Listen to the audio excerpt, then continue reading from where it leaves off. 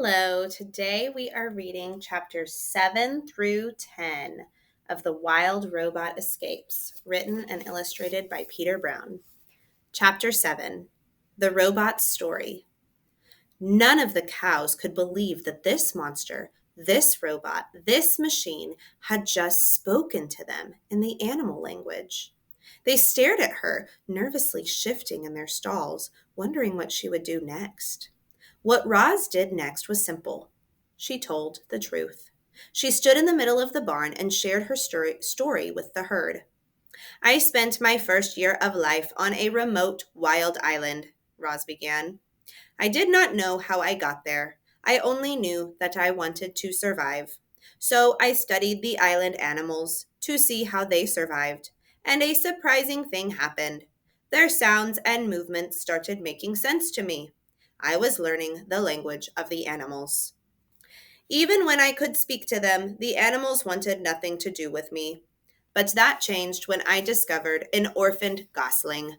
The poor little thing would have died on his own, so I cared for him and adopted him as my son. His name is Brightbill. A murmur spread through the herd. When the animals saw me caring for Brightbill, they finally accepted me. I was no longer alone. I had friends and a family and a home. Life was good. Until the Rico robots arrived. They came in their sleek white airship to take me away, and when I resisted, they became violent. The animals defended me. They fought bravely and destroyed the Ricos. But I was badly damaged in the fighting.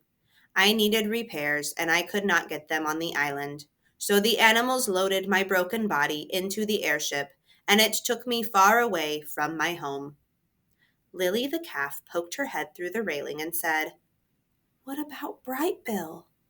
"My son is smart and tough, and he has a good flock," said Roz. "I think he will be okay without me." "Where were you taken?" said Tess. "I was taken back to the factory where I was made. The factory is run by a crew of robot workers called the Makers. When I arrived, they put me in a room filled with other broken robots. Some robots were completely ruined, and the Makers immediately sent them away. But those of us with working computer brains were given a test." "What kind of test?" said Lily. "The Makers simply asked us questions. They asked us how we had become damaged. They asked us how we would respond to different emergencies. They asked us to identify certain sounds and smells and objects. Robots who answered every question correctly were repaired. All others were destroyed. In the wilderness, I camouflaged my body to survive. In the robot factory, I camouflaged my personality to survive. I pretended to be a perfectly normal robot. I did not say that I had adopted a goose, or that I could speak with animals, or that I had resisted the Ricos. I said what I had to say to pass the test. And it worked." "Good for you, Roz," shouted Tess, and the other cows smiled. "The Makers shut me off, and when I awoke, my body was fixed and I was on this farm. Now, like all of you, I belong to Mr. Sharif." The cows stopped smiling. Everyone was quiet. And then old Annabelle spoke up. "I was taken from my friends and family too," she said. "They're back on the farm where I was born. I still think about them every day." "It is difficult to be apart from our loved ones," said the robot. "You know, Roz, things could be worse," said Tess. "At least on this farm, you're still surrounded by nature." "Yes, things could be worse." The robot's eyes brightened a little. "But I am not safe here. If any human ever learns who I really am, they will have me destroyed. And that is why, when the time is right, I will try to escape." Chapter 8, The Computer.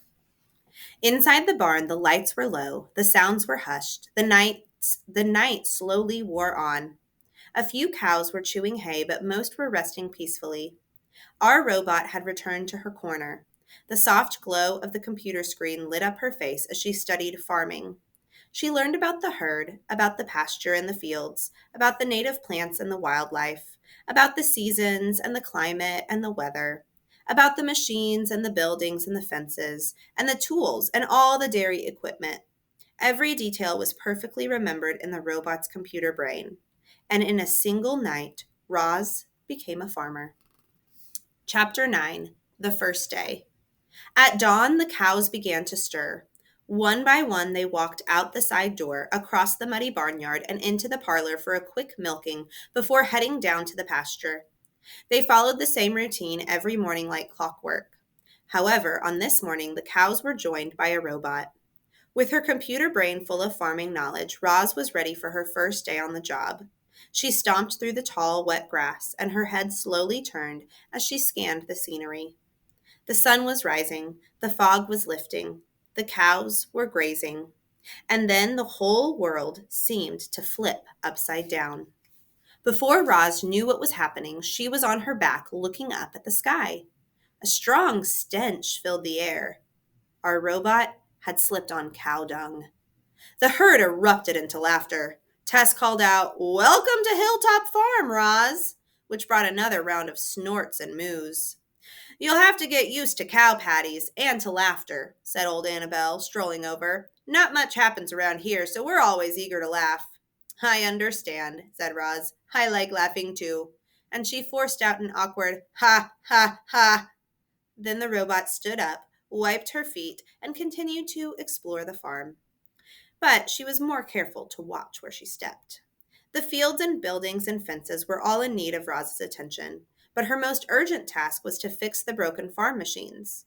The herding machine was designed to roll through the pasture and look after the cows while they grazed, but it had gotten stuck in the mud and was becoming a popular hangout for birds. The field machine was gigantic, like a house on wheels. It was designed to roam the fields, planting and fertilizing and harvesting the feed crops. But it had ground to a halt weeks ago and was now just collecting dust in a far corner of the property. The drone was a small flying machine with a special camera attached to its underside. It was designed to fly above the farm and keep an eye on the whole place, but it came crashing down when a mob of crows attacked it in flight. Other broken machines were hidden within clumps of weeds, and still more were waiting for repairs in the shed. The peaceful morning was suddenly jolted by the sounds of power tools as Roz began fixing the machines. Thanks to her robotic strength and smarts, she made excellent progress. The hours flew by, the machines rumbled back to life, and the farm began buzzing with activity. At sunset, Rambler came bouncing down the driveway with the Sharifs in the front and Oscar in the back. "How's it going, Roz?" asked Mr. Sharif, leaning out his window. The children giggled and waved from their seats. The dogs sniffed the breeze. "It is going well," said Roz in a robotic voice. "Many of the machines are working again." "I see that." Mr. Sharif gazed up at the drone, circling high overhead. "We thought we'd come out and check on you, but it looks like you're doing fine, so we'll stay out of your way. Keep up the good work, Roz."